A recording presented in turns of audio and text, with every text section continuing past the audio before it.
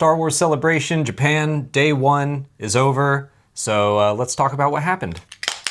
In this video, we're going to be talking about The Mandalorian and Grogu, which was only half of the Mandalorian and Grogu panel, which was, that whole panel was like 30 minutes, but... Yeah, they really kind of, I mean, maybe they didn't rush through it, but I think they just got right to the point. Yeah, I mean, I think that The Mandalorian and Grogu is a year away, more than a year away, and so they don't want to show too much, but they did obviously want to provide an update, and then I think they were just trying to be sneaky and give us the Starfighter news. Yeah.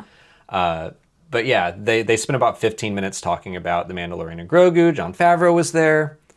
They brought out Pedro Pascal. They brought out Sigourney Weaver. That was really cool to see her. Yeah. She seemed shocked and overwhelmed up on stage, just like the amount of screaming fans, but she also looked like she was having a great time. She got to go on the Star Wars Live stage and shoot the t-shirt cannon, which was cool. We did not see that, but a friend was there talking about her character and said that Jon Favreau looked nervous, like don't spill too much, don't go overboard. Like, don't tell me what to do. Yeah. I'm Sigourney Weaver. I'm a general, which I think one of the first images they showed of her character, which now we know she is definitely part of the New Republic.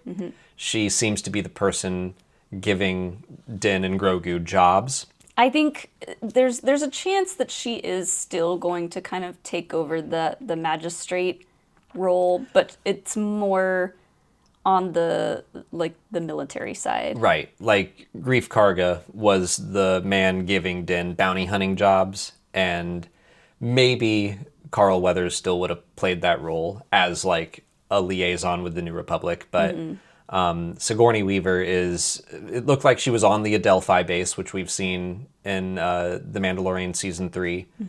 So I think she was a general. I think that's what her rank showed her. I can't remember, but I want to say there were 5 little dots in the square on her jacket, so maybe that's a general. I think she was a general, but they did not release this footage anywhere.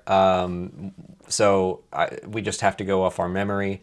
But the vibe is they go out on jobs and then report back to her. And so the trailer that they showed, they talked a lot about this AT-AT set that they built. And Favreau did kind of mention, we got a movie budget now. So we got to build like some big sets. And they really focused on this AT-AT. And then I think that's because in the trailer, there are 3 AT-ATs. And there's one Imperial in the front who's kind of saying, or hearing that people are getting taken out behind him. And then this is all like a oneer. There's a one, it starts off with a one shot, and it kind of goes through the body, the inside of the body of the AT-AT, and it's kind of like your classic hallway scene. Yeah. Where, It was very Daredevil, yeah. Din is coming in from the back and just taking everybody out as he moves his way up to the front head of the AT-AT. It was a little more dynamic because they could like move around the AT-AT quite a bit. But yeah, we kind of go through a bunch of snowtroopers.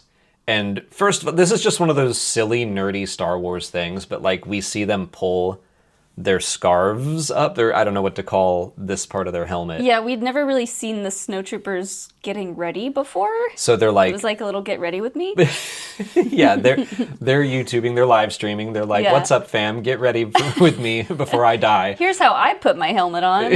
And so they put on their scarves, and then Din kicks the door in the back and just tears through the place. And again, this is all like one shot, or at least really cool to made see. It seem like one. And he's got all of his gadgets, and he's using them all, using the whipcord, using the flamethrower, which this is just something I feel like we maybe haven't seen in The Mandalorian like this, where he sets a trooper on fire, the camera pans over and we fight this guy, and then we kind of pan back and the dude is still on fire and still kind of trying to fight. Yeah. But the action was just rad. The one-shot trend is really big right now, or I guess... So hot right now. When all of this stuff that we've been seeing was filmed, I guess would have been like a year or two ago, but the one-shot action scene has really popped up a lot. Everyone loves a good oneer. We just watched, if you're not watching The Studio on Apple Plus, there's a great episode about oneers. It's very funny. But yeah, like, oneers they are great. Everyone does love a oneer because even It's impressive. sometimes it takes a while to recognize you're like, oh, this has all been one shot. And then you like start to pay attention for cuts and stuff, and you're like, they're still going. Yeah. And it's fun to have that in Star Wars. There is like such a thing as an invisible cut, or Sure. And there were moments where that could have happened in The Mandalorian, because like anytime you're like whipping the camera back and forth. whip cut. Yeah. Yeah. It's easy to hide those, but it still just felt like a oneer. It didn't have that cut that makes you psychologically kind of take a pause. Instead, when it feels like one long take, you're like holding your breath and leaning in, and it's fun. It was the footage looked great. It felt like a movie. It did. Felt big scale. Felt like, I mean, we got to see it on a big screen, and the sound design was really loud. So it all felt like, yes, this feels like it was meant to be played in theaters. It didn't really feel like just any other episode of The Mandalorian. There was way more action, way more impressive camera work, choreography. I mean, obviously they chose this specific moment for a reason. Yeah. I will say that there was then some CGI after the fact that I was like, that doesn't look quite done. But I remember when... Was it when the AT-AT falls over? Yeah. I noticed that too. Yeah, it just looked a little, like, not polished. And I remember thinking the exact same thing in the Mandalorian Season 1 panel in 2019, where I was like, uh-oh, Star Wars on a TV budget might not work. And it just wasn't done. And the movie is still a year and a month away. So that I saw that and I was like, it'll be fine by then. Yeah. Which I guess that's why they haven't put that footage out. Can we talk about Grogu? The Absolutely. other main star? Did you think I was going to go through this without talking about Enough Grogu? about Din already. And Sigourney Weaver. What would you like to say about... Do we know Sigourney Weaver's character's name? No. Okay, one more thing about her is that they showed her in a pilot's outfit.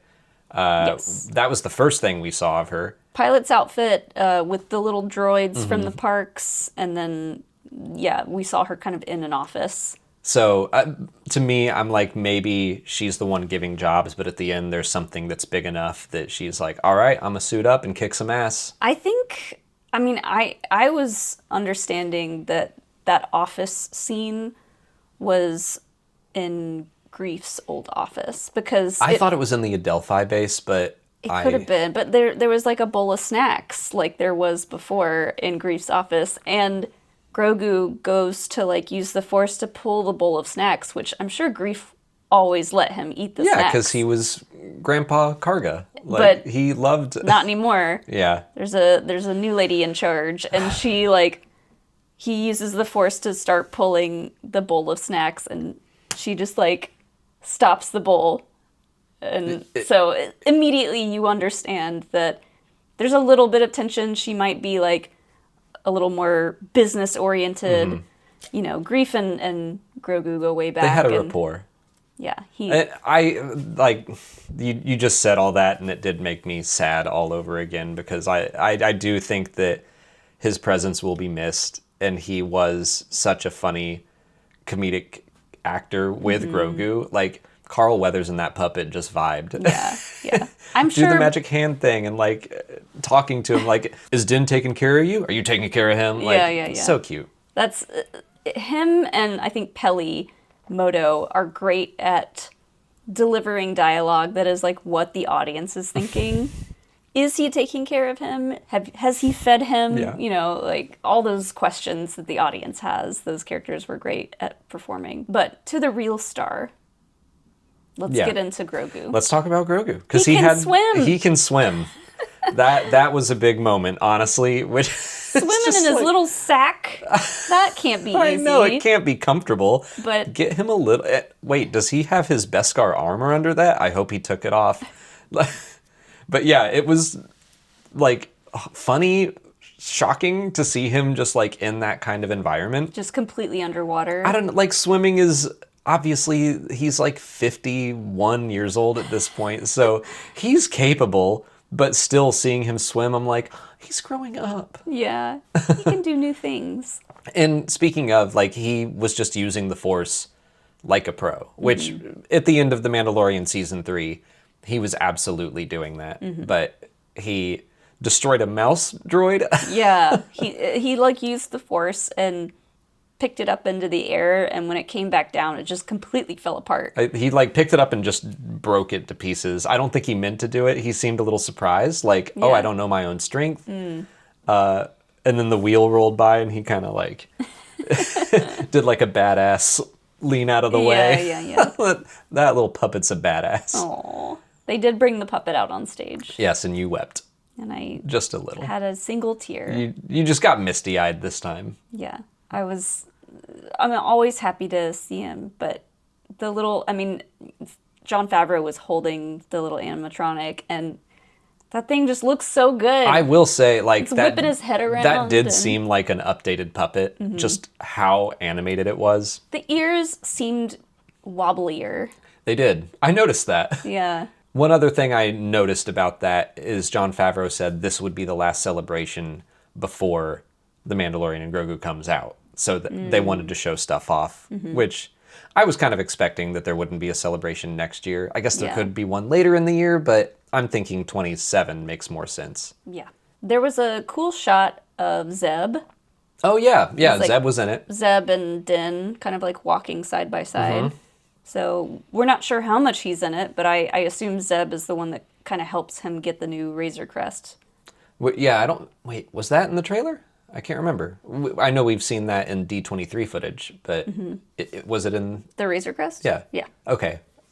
Again. Because I was wondering if it feels like this morning was a year ago. I was wondering if they were going to explain where they got the new Razor Crest, but they didn't, but it was definitely in it. But that was just part of what happened on Friday at Star Wars Celebration, so we're going to be putting out more videos throughout the day. I'll put a playlist and a link to that so you can go check out all of our coverage covering all of the news and the announcements and just fun stuff that happened. If you haven't already, please like this video, subscribe to the channel. Follow us on Twitter, Instagram, Facebook, TikTok, and Blue Sky. And consider checking out our Patreon page. As always, thanks for watching, and may the Force be with you.